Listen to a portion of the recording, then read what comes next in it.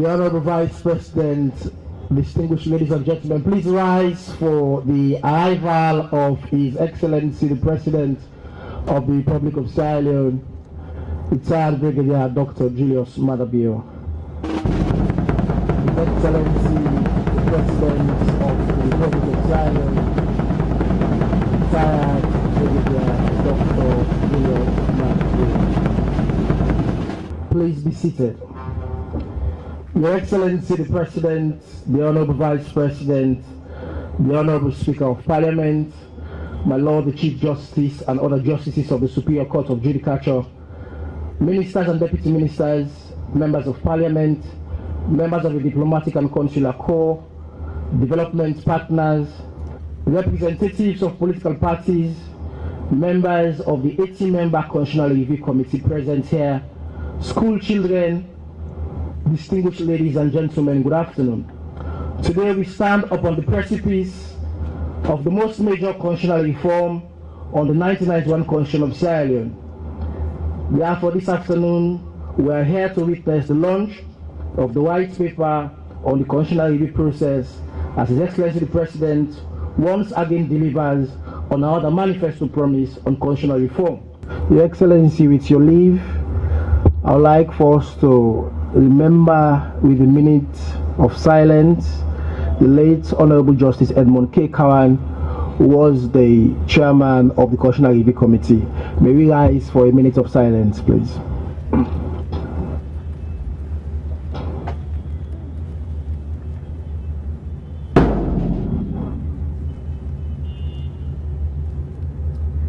Amen. Amen. Please be seated. Your Excellency, at this point, it's now my privilege to invite the Attorney General and Minister of Justice for a welcome address and declaration of purpose.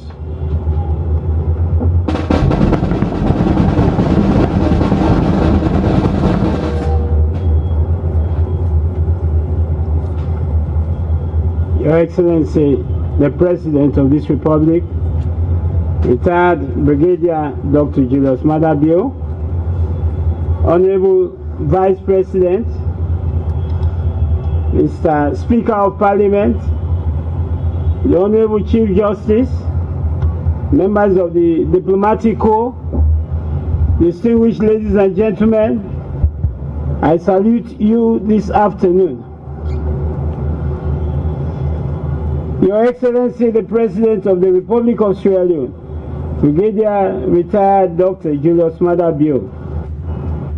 I am extremely delighted that we are here yet again to deliver on one key assignment you task the Office of the Attorney General and Minister of Justice with, following your successful election in 2018 to, in quote, examine the recommendations of the Constitutional Review Commission and the accompanying white paper in order to give effect to them where practicable. 3 years down the line, we join you here to launch the Constitutional Review White Paper. Congratulations, sir. Your Excellency, the review of the 1991 Constitution has for some years now been part of our advocacy work. This effort further manifested itself when Article 10 of the 1999 Leone Peace Accord made it a national commitment, and the Truth and Reconciliation Commission report further made recommendations for the review of the 1991 Constitution. Upon your instruction, Your Excellency, we immediately set up a technical committee that was mandated to review the 2017 recommendations of the Justice Cowan-led Constitutional Review Committee and the white paper thereof, and to advise Cabinet on recommendations to be implemented as the case may be. I am therefore pleased, Your Excellency, that the technical committee completed the review and submitted its findings to government. Consequently, the outcome of this review process now forms the basis of this white paper. Let me end by thanking your leadership for keeping to your promise of widening the democratic space, and to all members of the technical committee for working selflessly so that collectively we have been able to achieve this huge feat. Thank you for listening, and may God bless us all. Thank you.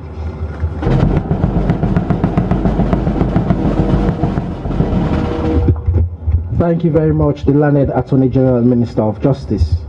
Your Excellency, the President, the Honorable Vice President, will now invite for statement, and we'll start with a representative of society organizations, Emmanuel Safa Abola Esquire, who is Executive Director, Society for Democratic Initiatives.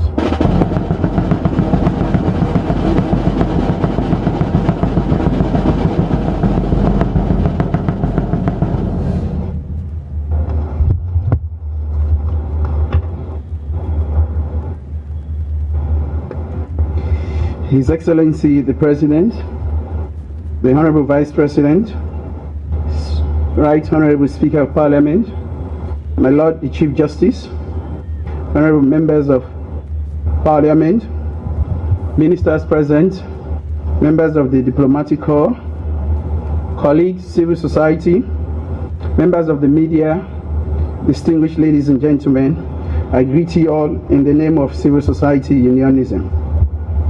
Today marks an important democratic milestone for Sierra Leone. My colleagues in civil society have asked me to deliver a statement on their behalf. My brief remark will focus largely on the invaluable role civil society has played and continue to play in the constitutional review process. Many people have described a constitution as a sacred set of laws by which a country should be governed. I agree. But I wish to add that a constitution is not only sacred, it is also the foundation of a democratic society.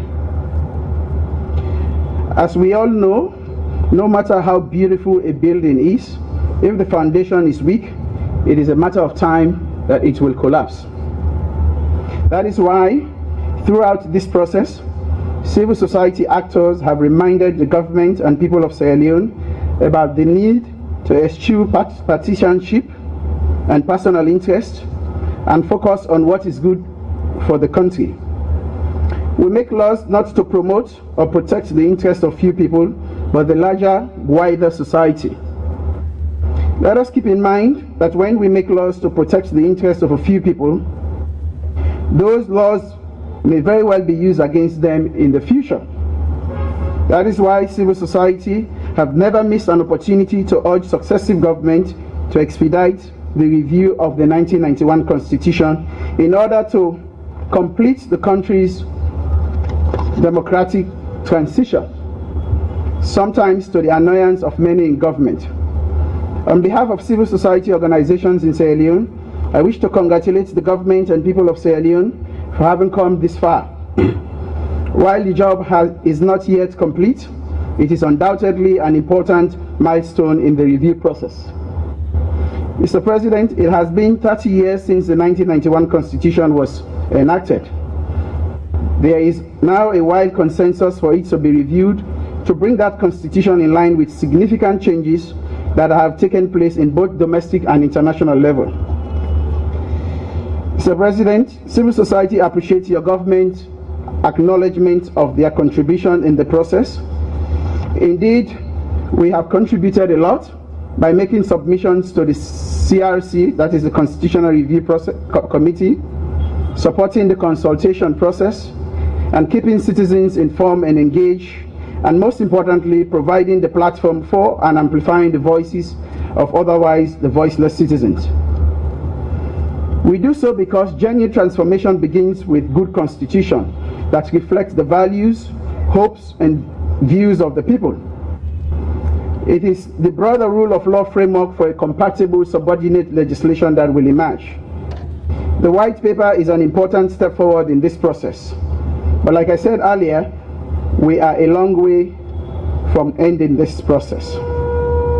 We urge the government to remain committed to the process by ensuring public education and consultation on the contents of the white paper, And I want to pledge that civil society stands ready to work cooperatively with the government and development partners to popularize the white paper in order to enhance public understanding and ownership.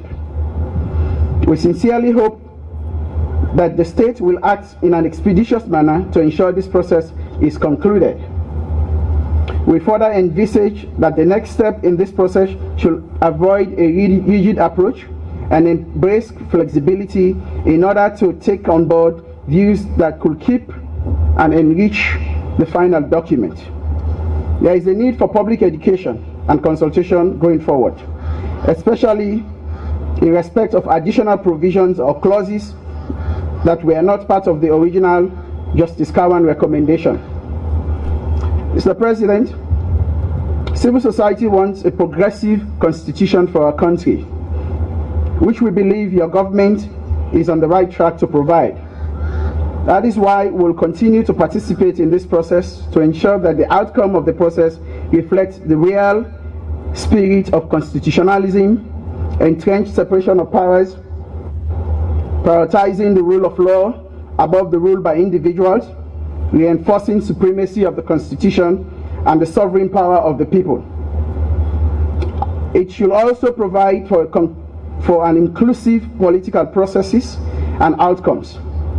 Mr. President, let me end by saying that civil society looks forward to a white paper that will usher in a progressive, robust, and democratic constitution that takes into consideration issues of women's rights, strengthening state institutions, ensuring the independence of the judiciary is further enhanced, creating an equal platform for everyone by not excluding and creating stateless people by a very archaic constitutional provision that still discriminates against people with color.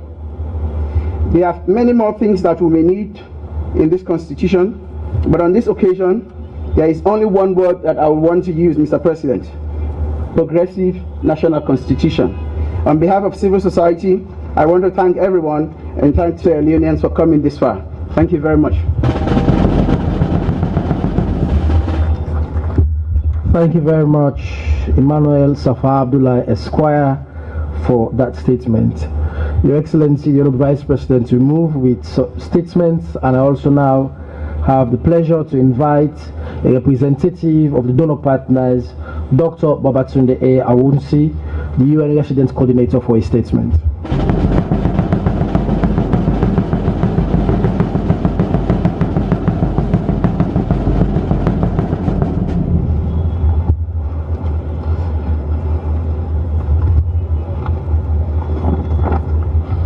Your Excellency, Brigadier Retired Julius Maada, President of the Republic of Sierra Leone, Honorable Vice President, Dr. Julius, Honorable Speaker, Dr. Abbas Bundu, Honorable Chief Justice, Honorable Members of Parliament, Honorable Ministers and representatives of state institutions, Excellencies, members of the Diplomatic and Consular Corps, United Nations colleagues, distinguished representatives of civil society organizations, distinguished ladies and gentlemen.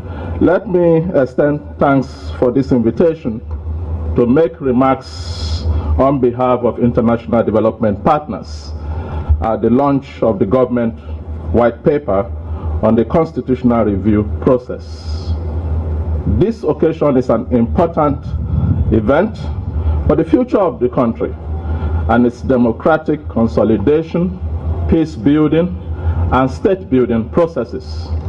So we would like to commend His Excellency, the President, Brigadier Retired Julius Maada, for launching the government's white paper, which represents the conclusion of the initial phase of the constitutional review process and an opening of a new stage of the process.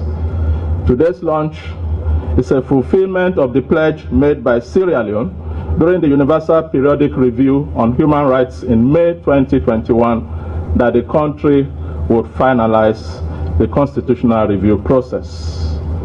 The constitutional review was first agreed at the 1999 Lome Peace Accord between our stakeholders and subsequently in 2002, the Truth and Reconciliation Commission recommended the revision of the Constitution through a wide and thorough consultative and participatory process that must lay the foundations for a democratic and open society in which every citizen is equally protected by the law.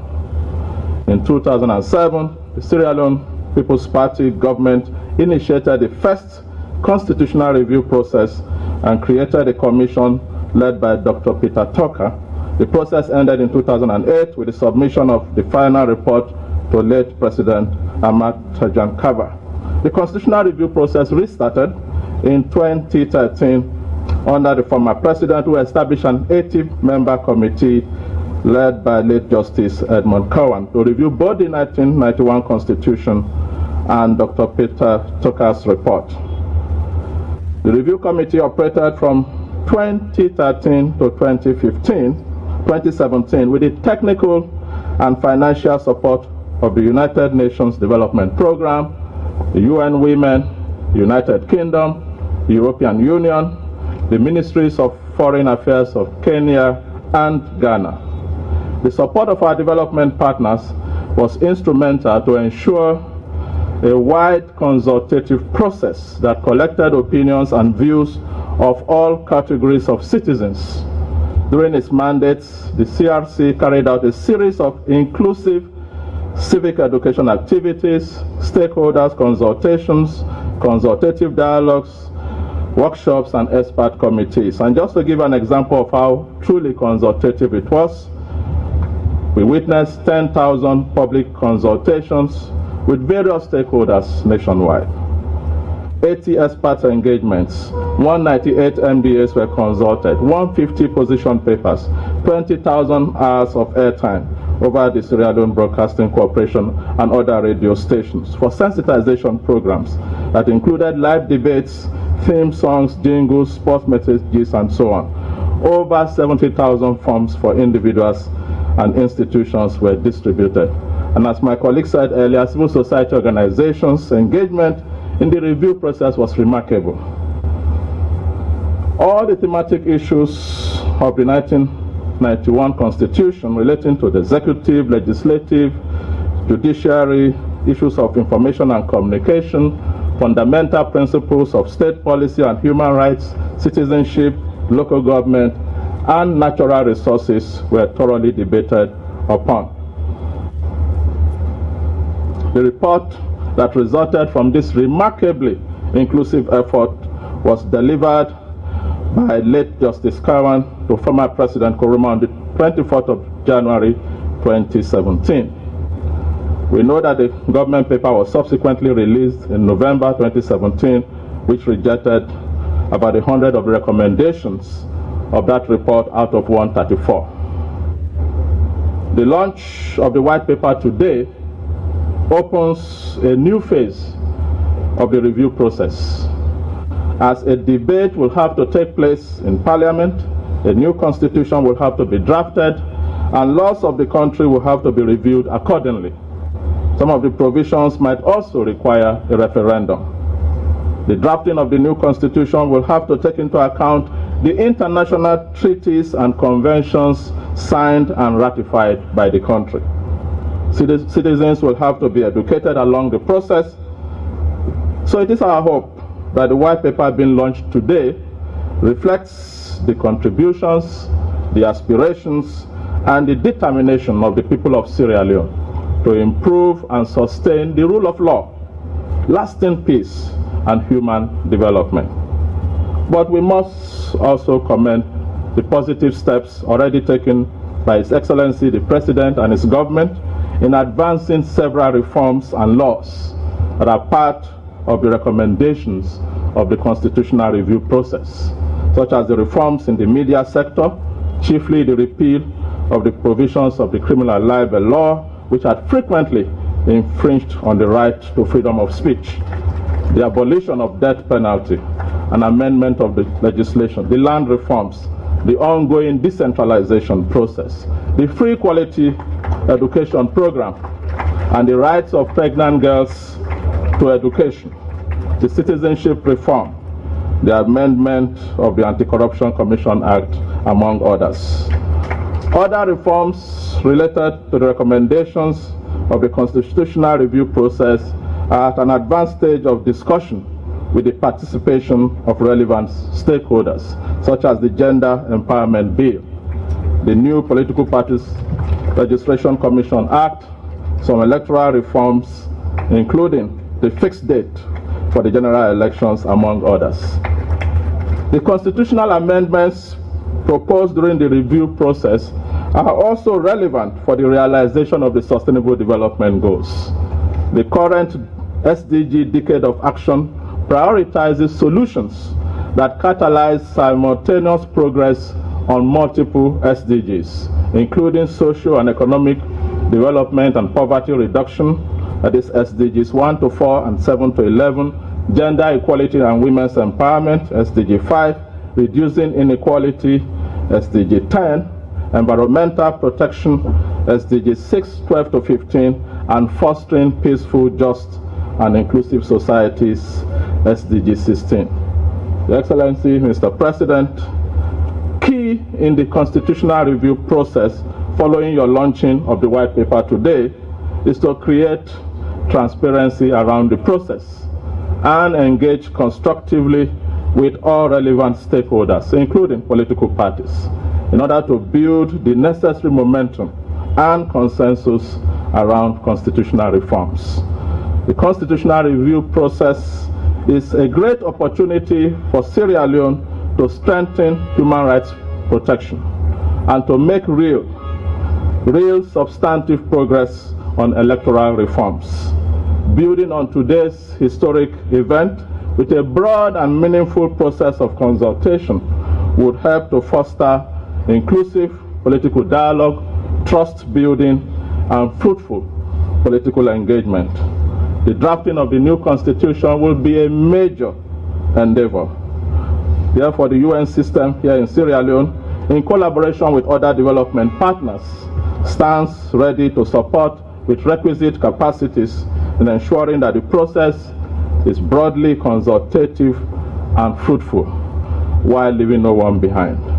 I thank you, and I wish Sierra Leone all-round success in 2022. Thank you.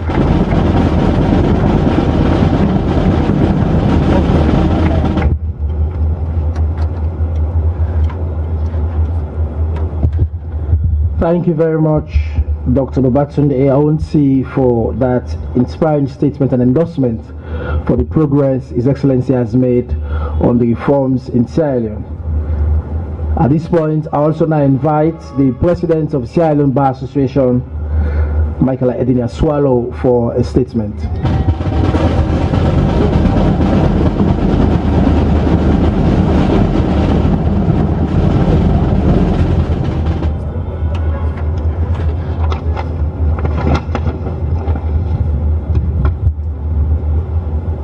Your Excellency the President, the Honorable Vice President, permit me to stand on existing protocols.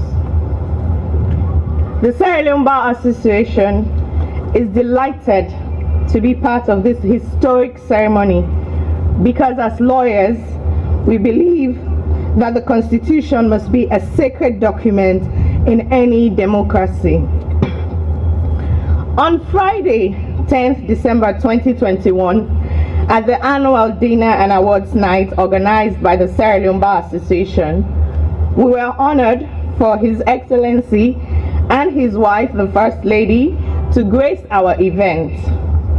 In my presidential address at the dinner, I stated, and I quote, "Let me also use this opportunity to state that the Sierra Leone Bar Association is concerned about the constitutional review process, and we hope that as a reformer, you will usher us a progressive constitution."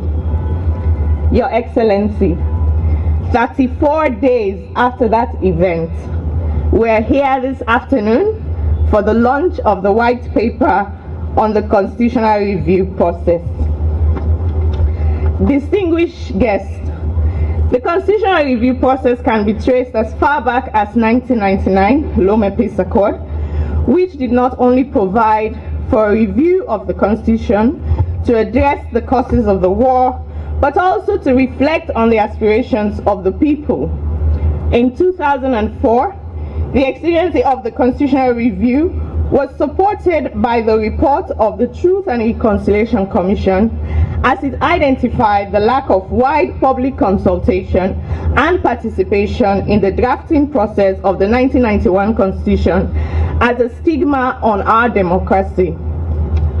Whether it was the Constitutional Review Commission established in 2006 under the late President Ahmed Tijan Kaba, or the Constitutional Review Committee established in 2013 under the former President Ernest Bai Koroma, today must be the beginning of translating our collective desires for a progressive constitution into reality.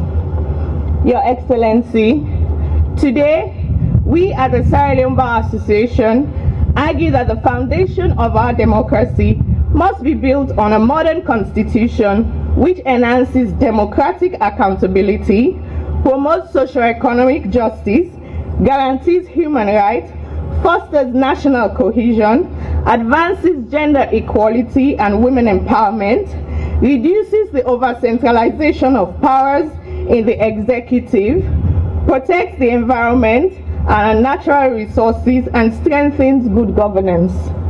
At the Bar, we also recognize that around the world, governments are often reluctant to embark on reviewing the Constitution under which they got power.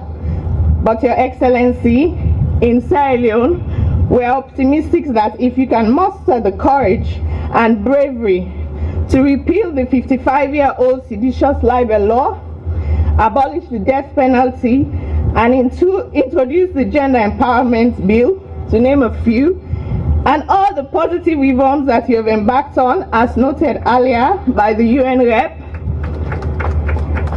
this long-awaited white paper will signal the dawn of a new constitution.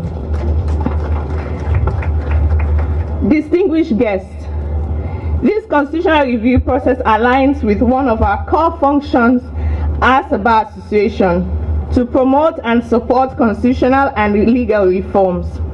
I want to publicly commend Honorable Justice Glenna Thompson, JSC, and Ibrahim Sori, ES Esquire, who were the two representatives of the Sierra Leone Bar Association in the 80-member Constitutional Review Committee under the chairmanship of the late Honorable Justice Edmond Cowan.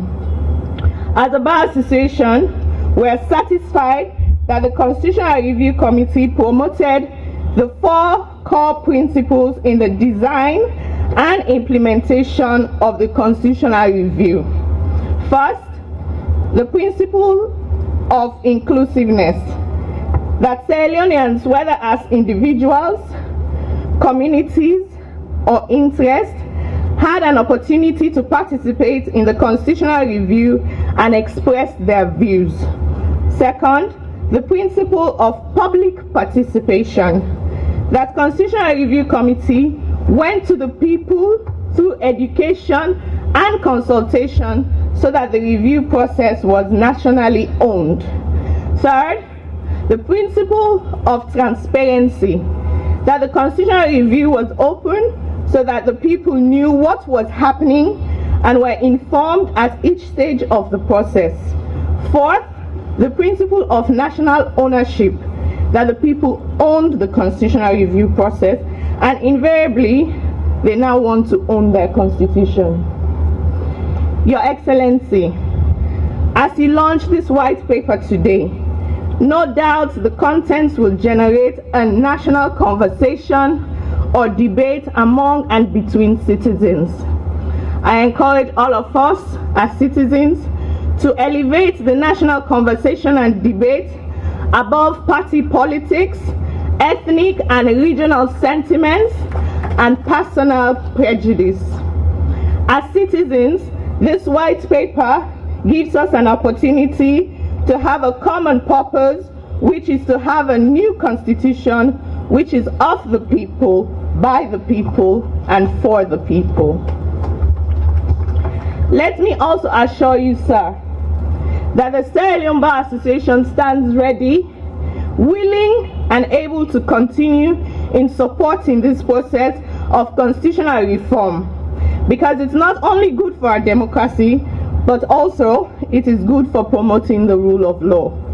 Accordingly, we will examine the white paper to ensure it represents the collective ambition of the people of Sierra Leone. Therefore, let me end by expressing our sincere hope as members of the bar that this white paper will be reflective of the aspirations of the people of Sierra Leone for a new constitution. I thank you all.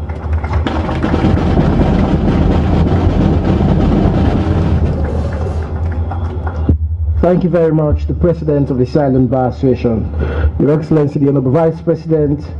I also now have the singular pleasure to invite the Honorable Chief Justice, Honorable Justice Desmond Mobatunde Edwards, for a statement. The Honorable Chief Justice.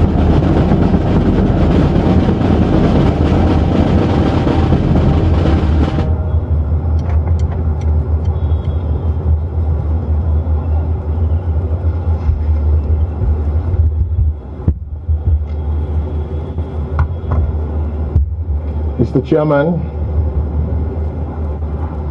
Your Excellency the President of this great Republic of Sierra Leone, His Excellency the Vice President, Honorable Speaker of Parliament, my Lords, Mr. Chief Minister, Attorney General and Minister of Justice, Ministers, Honorable Members of Parliament, members of the diplomatic corps, all protocols observed, I feel gratified to have been invited to attend and make a short statement at this auspicious occasion of the launch of the government's white paper on the constitutional review process by His Excellency the President, retired Brigadier Dr. Julius Maada. Stroll down memory lane. A stroll down memory lane shows that Sierra Leone went through 11 years of gruesome rebel war from 1991, only ending on the 18th of January 2002. Before its end, the Truth and Reconciliation Commission, TRC, had been established as part of the Leone Peace Accord signed on the 7th of July 1999 as part of the broader transitional mechanism to restore peace and stability to a once ravaged war country. With particular specificity, the TRC operated from 2002 to 2004, and it came up with several recommendations touching and concerning constitutional review, noting that, quote, a Sierra Leone that is unified around clear constitutional rights, values, and principles has a promising future, unquote. This led the then current president, Dr. Ahmad Tijan Kaba, to set up the Dr. Peter Tucker Constitutional Review Commission in 2006 with a general mandate to review the Constitution of Sierra Leone Act No. 6 of 1991. This commission met and was able to complete its work in 2008 with a report to the immediate erstwhile President of Sierra Leone, Dr. Ernest Bai Koroma. As the erstwhile president expressed skepticism on the process by his believed lack of wide consultation, his administration was quick to initiate another review process of the 1991 Constitution of Sierra Leone in 2013, with no less than 80 members and/or participants drawn from all walks of life, including civil society groups, non-governmental organizations, the Sierra Leone Bar Association, human rights groups, disability groups, women's groups, youth groups, governance institutions, political parties, paramount chiefs, religious bodies, etc., with its chairman being no less a person than the late Honorable Justice Edmund Cowan of blessed memory. This commission received support for this process from UNDP, UK8, the European Union, the government of Sierra Leone, among the two others that the UN representative had mentioned. Following nationwide consultations and submissions received in the form of position papers from individuals and interest groups throughout its sojourn throughout the length and breadth of this country, a final report and recommendation of the Justice Edmund Cowan Constitutional Review Committee was presented to our erstwhile President Dr. Ernest Bai Koroma on the 24th of January 2017, who thereafter and before his departure from office prepared a government white paper that was released but was never launched or published. The current government of His Excellency retired Brigadier Dr. Julius Maada being seized of these documents, saw the need and did set up a technical committee for reviewing both the recommendations of the Justice Cowan Constitutional Review Committee and the unpublished white paper. The technical committee set up by the President has now reviewed both documents, to wit, the recommendations of the Justice Cowan Constitutional Review Committee, together with the unpublished white paper of the erstwhile government, and what we are witnessing here today is the recommendation of the technical committee, which Cabinet has now accepted, reduced into a white paper, which is being launched today. With a commitment to implement provisions that have been accepted, so long as it is not an entrenched provision requiring a referendum, among other things, with a promise to hold the said referendum in the future for the entrenched provisions, if they would require amendment. Observations from the review process.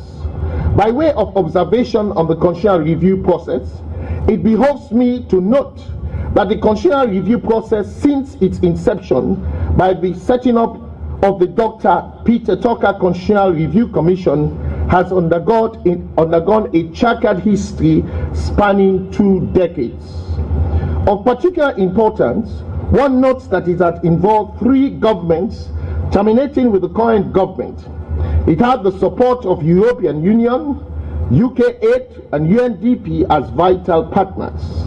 The recommendations from both the Ernest Bai Koroma administration in its unpublished white paper, as well as the Justice Cowan Commissioner Review Committee, were both pertinently considered by the technical committee set up by His Excellency retired Brigadier Dr. Julius Maada.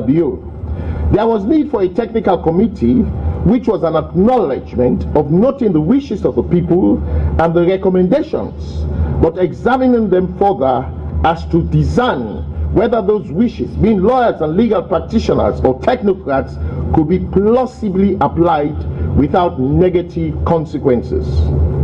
Judiciary's appreciation of the process of review.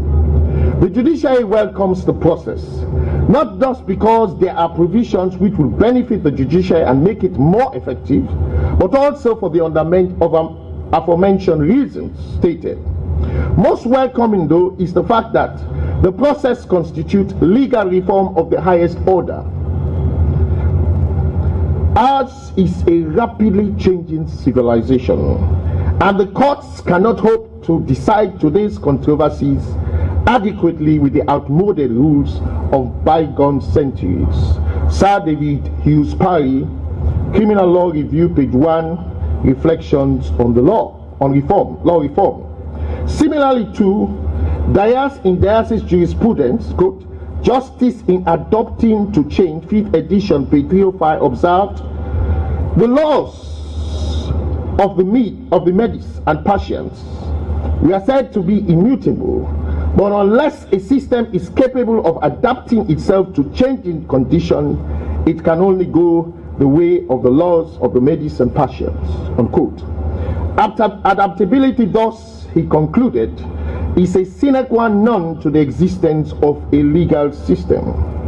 Lord Scaman, at his Hamlin lectures, see Scaman English Law, the New Dimension, page 1, epitomized the concept of adaptability by putting the question thus, quote, I shall endeavor to show that there are in the contemporary world challenges, social, political, and economic, which if the system cannot meet them, will destroy it. These challenges are not created by lawyers. They certainly cannot be suppressed by lawyers.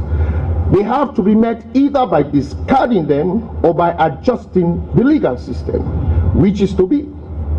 Inherent in the constitutional review process is the concept of adaptability, a system of adjusting the legal system to meet with changes in contemporary Sierra Leone. Lord Scaman, again in his Lindsay Memorial Lectures at the University of Leeds, emphasized the social and moral importance of this when he said, quote, contemporary society requires that it be given the opportunity to test its laws by its own criteria. It insists that laws are either to serve the needs of society or be rejected. In other words, our fellows in society require first to understand and then to evaluate the laws that govern them. We demand not only that the tables be brought down from the mountain and the minutes made clear, but that we have the liberty to smash and replace them, unquote. The constitutional review process has just this mandate, and the same has been applied consciously and judiciously, and hence the reason for this launching. We applaud the government, the current government, for continuity, thereby bringing to a seeming close to completion of the process. To borrow the words of the president of the Bar Association, it signals the dawn, a new dawn, the dawn of the new constitution. Justice Bankole Thompson J. now, late of blessed memory, in his keynote address on the theme, quote, the law, the state, and the individual at the 7th Sierra Leone Bar Association Annual Conference, justifying the need for such legal periodic review, have this to say, quote, the law is not like an antique to be taken down, dusted, admired, and put back on the shelf, but is rather like a vigorous tree which has its roots in history, but takes on new graft, put on new sprout, and occasionally drops dead, unquote. Perhaps it is clear that if anything should prompt the idea of constitutional review, it is that urged on justice and social evolution. Bankole Thompson, again, quoting Webster, speaking at that same conference on justice, gave a fine explanation of what justice entails. Justice, he says, quote, is the greatest interest of man on earth, unquote. It is also the ligament which holds civilized beings and civilized nations together. Wherever a temple stands, and so long as it is duly honored, there is foundation for social security, general happiness, and improvement and progress of a race, unquote. As a judiciary, our duty will be, as has always been, firstly to interpret the Constitution. In interpreting the Constitution, we employ and engage the statutory constitutional rules of interpretation, to wit, the literal rule, the golden rule, the mischief rule, the new purposive rule, the ejusdem generis rule, and the expressio unis est exclusio ulterior rule. The prerogative to use any of these rules distinctively remains ours, and it is only time and circumstances that will tell which rule we adopt at any given time. Rest assured that whatever we do will be in tandem with the principles of freedom, democracy, and justice. Why am I saying this? I am saying this because there are times when in any given situation, the public would invariably apply the literal rule, which not necessarily is applied in all situations of constitutional interpretation. For instance, where the literal meaning produces the effect of absurdity, it is naturally abandoned, and this is called the golden rule. You make it sound as if the judges never in fact went to law school, when in fact the combined effect of years of experience of any Supreme Court panel may be not less than 100 years. That is 20 years times 5. If nothing, this can only tantamount to pedigree and judicial clout.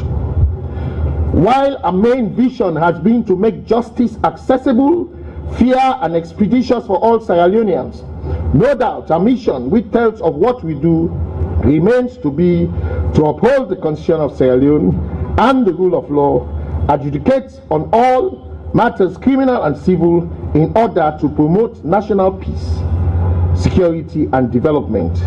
Upholding the Constitution is a constitutional mandate as enshrined in a said Constitution, as gleaned from a judicial oath of office, which states that we will support and uphold the Constitution of Sierra as by law established. In this regard, we propose to uphold the Constitution and the laws of Sierra Leone as the judge's master.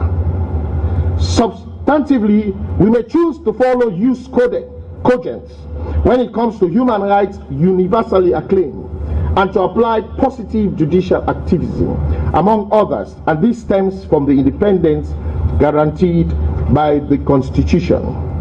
Judicial activism, according to Black's Law Dictionary, is a philosophy of judicial decision-making where judges allow their personal views about public policy, among other factors, to guide their decision, unquote. It involves judicial review by overturning laws as unconstitutional, overturning judicial precedents which may be producing bad results, and ruling against a preferred interpretation. Not the least surprising, judicial activism has been criticized as usurping the power of the elected branches of government or appointed agency, damaging the rule of law and democracy. See Justice Antonin Scalia's dissent in Roma and Evans. But the defenders of it say that in many cases it is a legitimate form of judicial review, and that the interpretation of the law must change with changing times. Judicial activism has been applied in some notable cases. For instance, Brown and Board of Education 1954, where the Supreme Court in the US ruled ordering the desegregation of public schools, and Roe and Wade 1973, where the Supreme Court of US ruled in the United States creating the constitutional right to abortion. We are entering a new dawn. All of us must come on board. I thank you.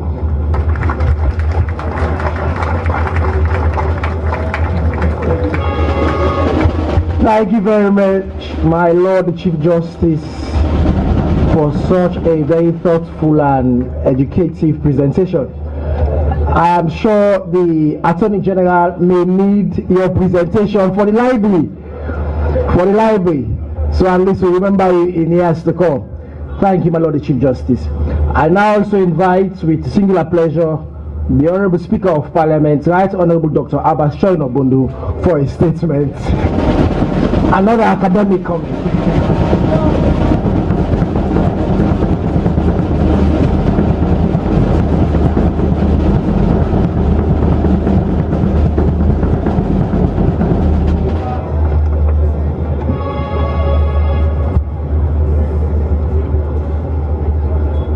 Your Excellency, the President of the Republic, Honorable Vice President, my Lord Chief Justice and other justices of the Supreme Court of Judicature, Ministers of Government,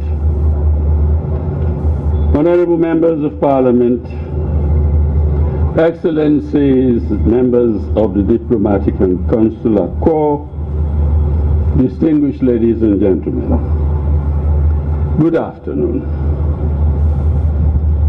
I feel honored to be invited to make a statement on the role of Parliament in the constitutional review process during this launch by His Excellency the President of the government white paper on the constitutional review process.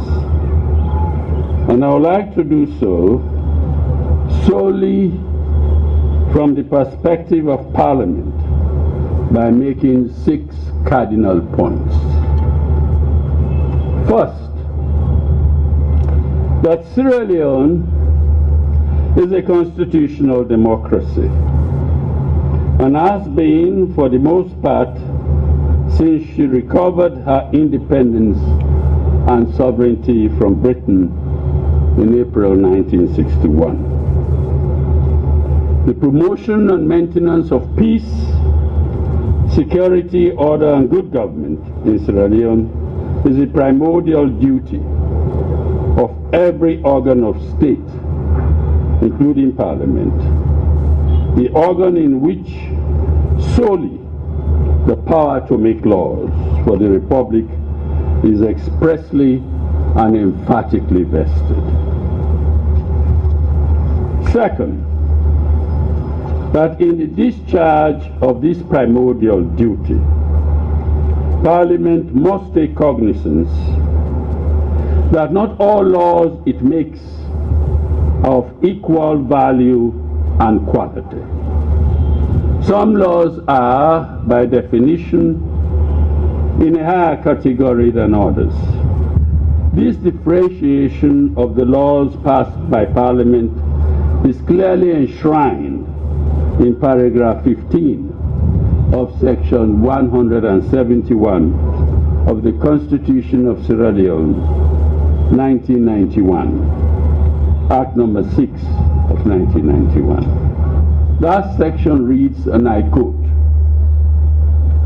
"This Constitution shall be the supreme law of Sierra Leone, and any other law found to be inconsistent with any provision of this Constitution shall, to the extent of the inconsistency, be void and of no effect." Thus stated, Section 171, subparagraph 15, gives supremacy to the Constitution of 1991 over all other laws, and it is incumbent upon all state organs to give primacy to the Constitution at all times. Third, that in keeping with the doctrine of supremacy of the Constitution, not as much as a word can be altered in the Constitution unless it has received approbation on the second and third readings of the bill, purporting to make the alteration by the votes of not less than 2/3 of the members of Parliament. Furthermore, such a bill must be duly published in at least 2 issues of the Gazette before its first reading in Parliament, and not less than 9 days must elapse between the first publication of the bill in the Gazette and the second publication.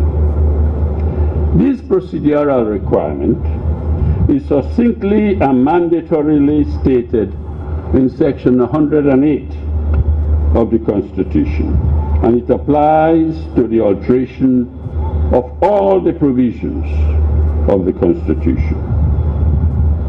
Fourth, that where it is proposed to make a new Constitution or to alter any provision in the existing 1991 Constitution, which is characterized as extraordinary or entrenched, there is an additional, even more stringent procedural requirement that must be satisfied. The bill in which the alteration is proposed will not become law unless, after it has been expressly so passed by Parliament, has additionally been approved at a referendum by the people of Sierra Leone. For such a referendum to be valid, the votes cast must not be less than 1/2 of all persons qualified to vote in a parliamentary election, and not less than 2/3 of all the votes validly cast. Fifth, that the bill must not be submitted for presidential assent unless it has been certified by the Speaker of Parliament that all the referendum requirements have been satisfied. And the Speaker's certificate is not only final and conclusive on the matter, but is also giving immunity from judicial scrutiny. And sixth, that the framers of the 1991 Constitution were in no doubt about the centrality of the role of Parliament in the constitutional review process, to the extent that the Constitution condemns as treason any alteration, suspension, or repeal of the Constitution that is made by means other than under the authority of Parliament. Mr. President, ladies and gentlemen, what I have just stated represents the law of the Constitution relating to its alteration. Whether a proposed alteration is doable or not is a separate issue altogether. If, for example, an alteration is proposed to be passed by the present Fifth Parliament, then its doability has to be judged relative to the composition of Parliament at the time.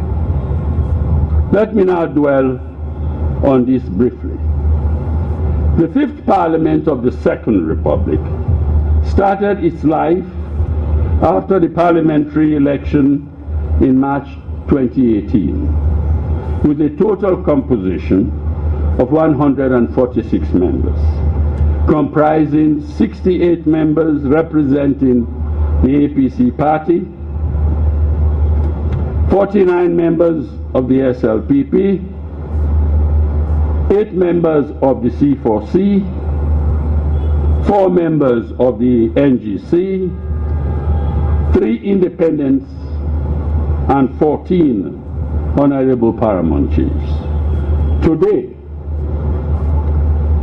through the natural effluxion of life alone, Parliament has lost to eternity no fewer than 6 members of Parliament, including an honorable paramount chief, and its current membership has dwindled to 144 members, comprising 58 from the SLPP, 57 from the APC, 8 from the C4C, 3 independents, and 14 paramount chiefs. Now, ladies and gentlemen, any amendment requires a vote of 2/3 majority in Parliament before it can be passed into law. This means at least 96 affirmative votes.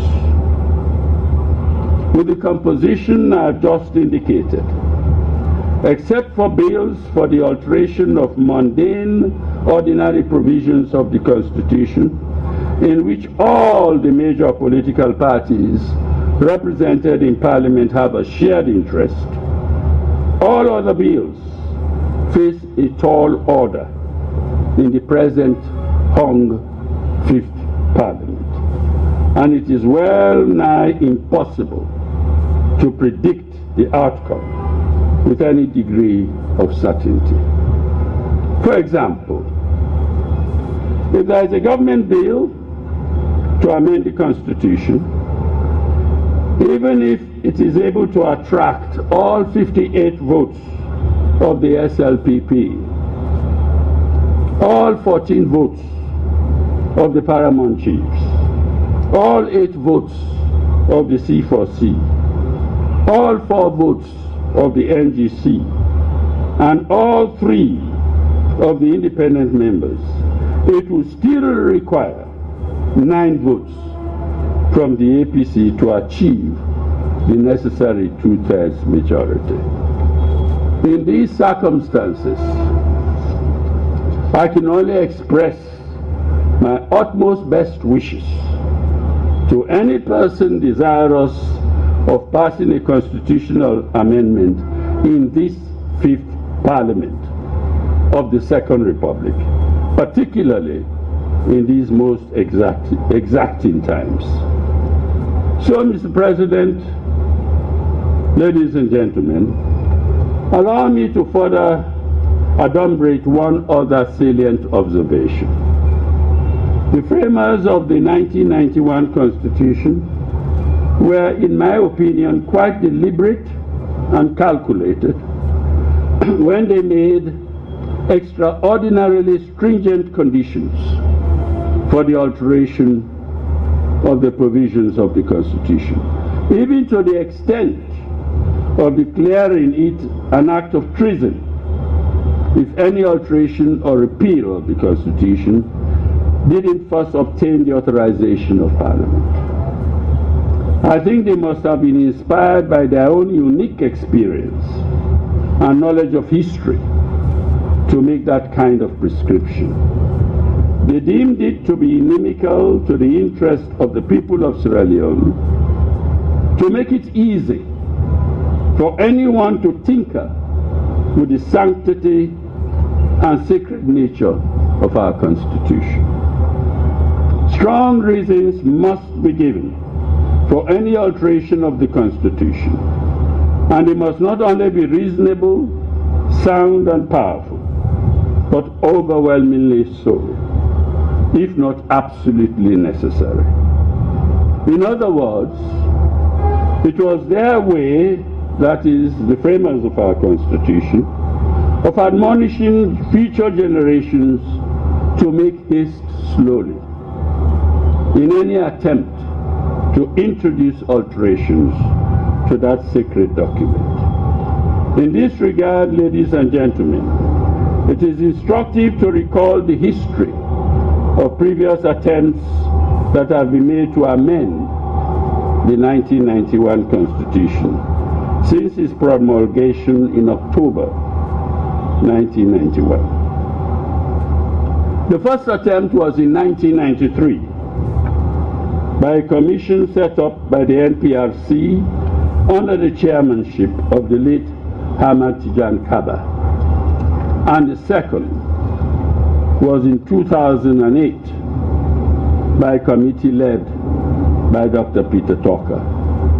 Neither attempt came to fruition for want of a referendum.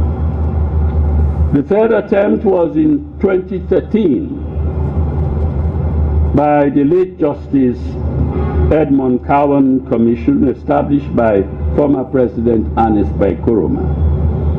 It turned out to be the most trumpeted and the most costly, and yet it came to nothing. Because even though the Commission's recommendations found strong resonance with the will of the people, Koroma's government issued a white paper cherry-picking what it was comfortable with while rejecting the rest. Nor did their draft constitutional amendment bill of 2017 find favor with a parliament that was hurriedly summoned on the eve of its dissolution on 6 December 2017. Your Excellency, ladies and gentlemen, from the perspective of Parliament, therefore, I would say that the challenges faced by our nation today are as alive as they were in 2008 and 2017, and they behove us all to maintain for now our unflinching fidelity to the 1991 Constitution and allow it to grow and mature to full blossom, except for a few ordinary mundane provisions able to galvanize a common interest for change amongst all the parties represented in the current Fifth Parliament. The rest can wait for more propitious circumstances to prevail. With that, distinguished ladies and gentlemen, I thank you all for your kind attention, and I wish the process of the review well. Thank you. Thank you very much, the Honorable Speaker of Parliament, for that advice on the next steps on the white paper. Distinguished ladies and gentlemen, we are here today because we have a president who is progressive and a reformer, and above all, a man who always delivers on his promise. Therefore, I now graciously ask all of us to rise with a round of applause as I invite the most courageous and the bravest president of our generation on the constitutional and legal reform.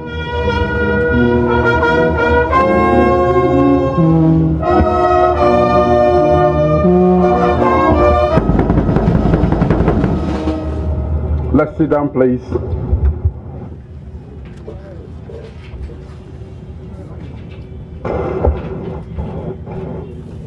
The Honorable Vice President, Honorable Speaker of Parliament, my Lord the Chief Justice, my Lords, Ministers of Government, Honorable Members of Parliament, members of the Diplomatic and Consular Corps, fellow citizens, distinguished ladies and gentlemen, good afternoon. When I promised a new direction for our nation, I did so after so much thought and reflection on how we could get it right again as a nation. The anger and brutality of the 10-year civil war and the copious Truth and Reconciliation report of 2004 were inflection points for our nation, Sierra Leone. We tasted the bitterness of war. We had not seemed to learn the lessons. Rather than shy away from the hard-hitting recommendations of the Truth and Reconciliation Commission report, as my predecessors did, I have actively implemented them because I believe that those governance reforms are in the best interest of this nation. So in just the last 1 year and some months, I've worked with Parliament, the Judiciary, development partners, and civil society organizations to implement half a dozen of the key governance and legislative imperatives outlined in the Truth and Reconciliation report. My government has repealed Part 5 of the Public Order Act. There are no journalists in prison for the practice of journalism. The Sierra Leone Association of Journalists and international media and free speech organizations have been consistent that free speech and the practice of journalism are indeed unfettered in Sierra Leone. My government has established the Independent Commission for Peace and National Cohesion to identify and resolve potential triggers of conflict in our nation. According to the Global Peace Index, we are the fourth most peaceful country in Africa. To further cement our credentials as a tolerant nation, Sierra Leone will soon be the latest member of the International Religious Freedom of Belief Alliance, a global alliance that promotes universal respect for freedom of religion or belief. My government has permanently abolished the brutal and inhuman death penalty for all crimes. In my New Year's pardon, I commuted all death penalties to life in prison. Never again we will execute our own brothers and sisters in this nation. We have deepened and speeded up the process of decentralization. We have decongested prisons, improved prison conditions, and significantly expanded commitment and success in ruling justly and investing in our people. Today, we will address gaps, discrepancies, and inconsistencies in our 1991 Constitution that the TRC report identifies as triggers of conflict and bad governance.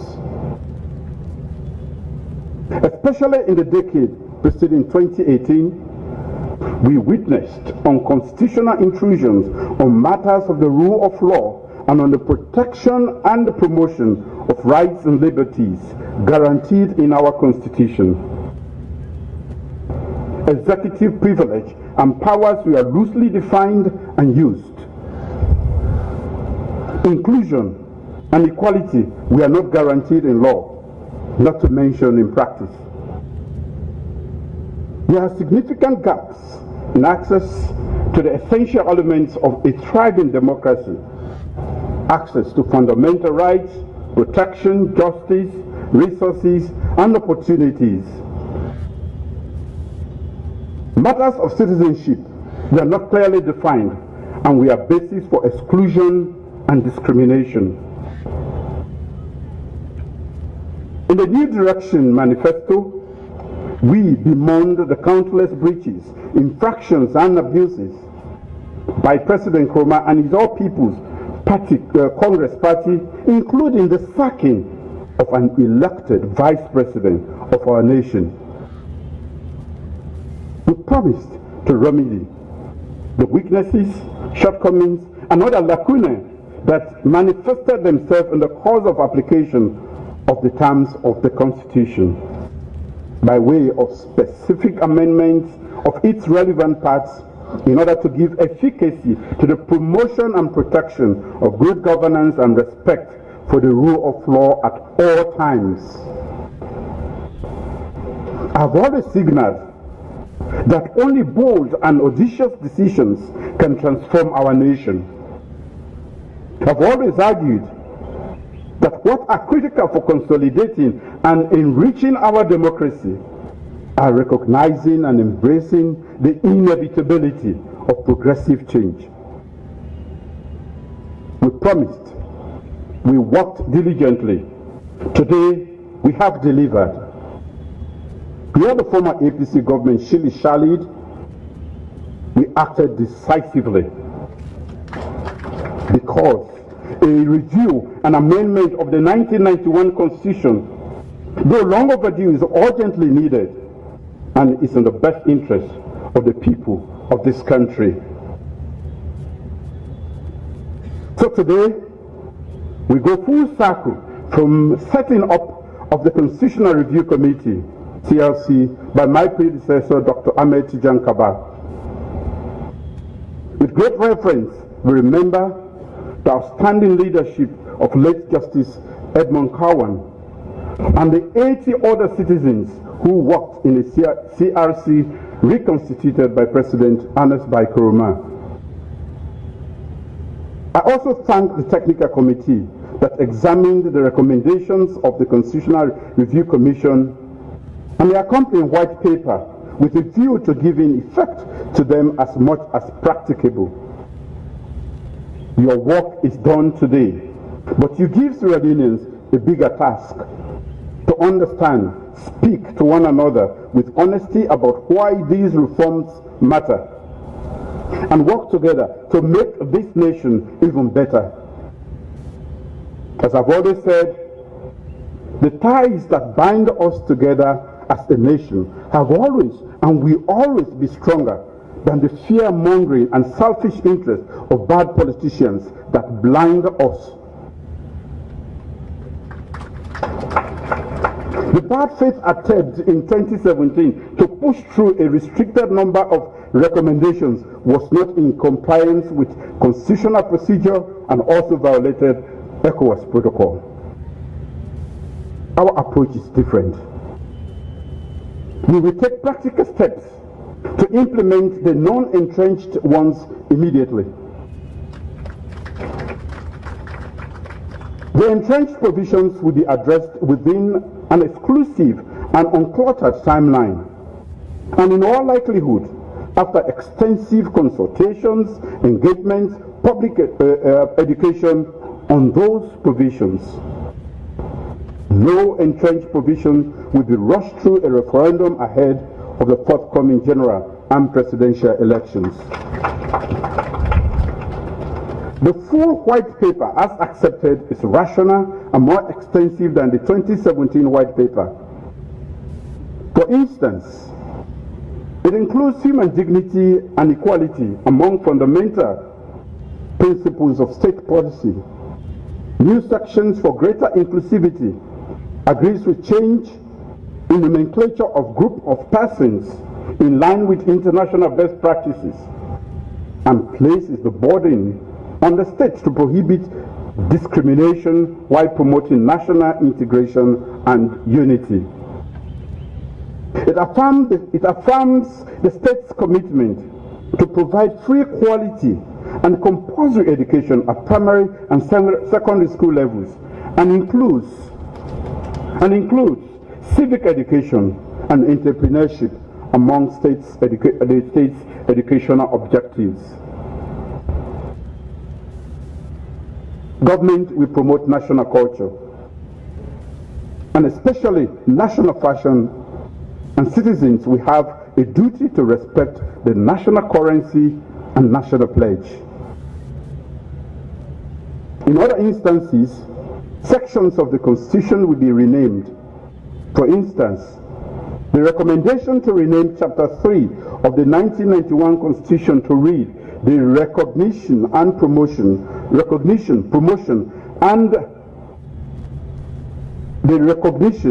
protection, and promotion of human rights and freedom of the individual, in line with international obligations in safeguarding and promoting human rights of its citizenry, is accepted.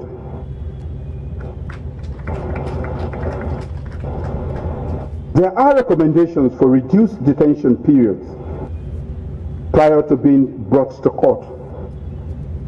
Unlawfully arrested or detained persons shall be entitled to compensation or public apology. Government also accepts the recommendation to protect fundamental rights subject to national security interests. Those rights shall not be derogated from during a state of emergency. Government also accepts that a completely new chapter should be dedicated to clearly defining citizenship and addressing all questions of discrimination and exclusion once and for all. On elections, government accepts the recommendation for fixed and predictable dates for elections and inaugurations. Furthermore, a 50% plus one threshold is proposed in view of the circumstances, insecurity, and expenses associated with runoffs for presidential elections. Loss of party membership shall no longer be sufficient and be the sole cause for removal of a president or vice president from office. A two-thirds parliamentary majority will be needed to ratify any resignation or expulsion notice from a political party. Impeachment processes will also be clearly defined. Government accepts the recommendation to decouple the office of the Attorney General from that of the office of the Minister of Justice. The Attorney General will now be the principal advisor to the government and not a cabinet minister, while a Minister of Justice will continue to sit in cabinet. Questions around the age limit are also addressed for Judicial and Electoral Commission appointees accordingly. Government accepts the renaming of the TRC to the Political Parties Registration and Regulatory Commission in view of its existing mandate. Most importantly, my government has argued for and worked towards achieving increased participation and representation of women in our democracy. In that regard, my government accepts the increased mandatory minimum representation of women in Parliament.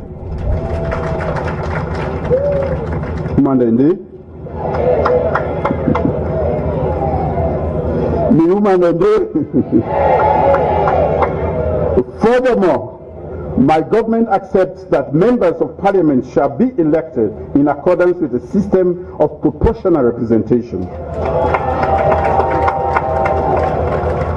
This, in my government's view, will spare the nation the acrimony, cost, and insecurity associated with by-elections. Also, the period for public officers and members of the armed forces who wish to vie for parliamentary seats to resign from public service shall now be reduced from 12 months to 6 months.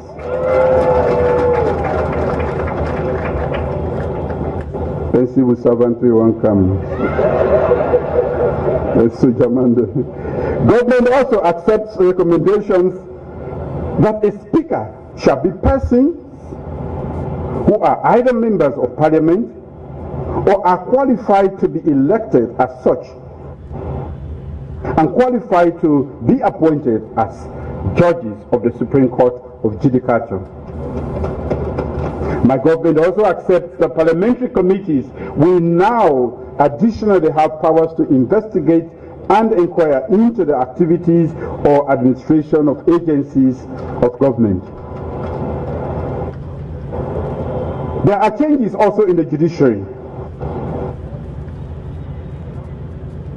Government accepts that the Chief Justice shall, by statutory instrument, create such divisions of the Court of Appeal as he or she may consider necessary. Within the judiciary, government also accepts the recommendation specifying age requirements and the composition of the Supreme Court, Court of Appeal, and the High Court. Government accepts the expansion of the Judicial and Legal Services Commission and also accepts the change in reference to courts as inferior and traditional to subordinate and local, respectively, among other changes. There are arguments for the inclusion of new chapters: local government and decentralization, national security, the public service, and citizenship. Overall, these are indeed most extensive and thoroughgoing constitutional reforms we will undertake since we adopted the 1991 Constitution.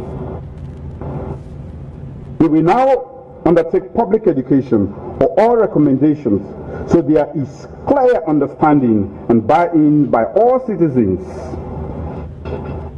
Ladies and gentlemen, I will close by thanking the Technical Committee, stakeholders, citizens, our development partners, and everyone who has contributed to making this history. With that being said, I now have the pleasure to launch the government white paper on the constitutional review.